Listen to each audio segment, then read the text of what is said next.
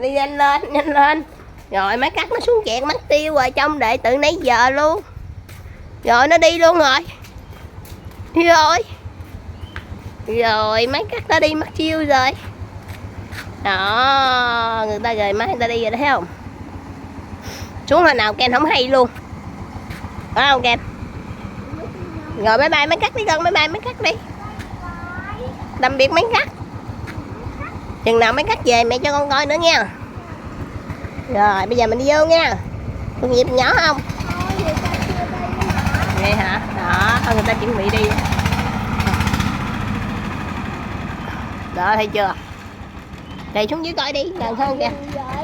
Đi hết xuống dưới coi kìa, gần hơn.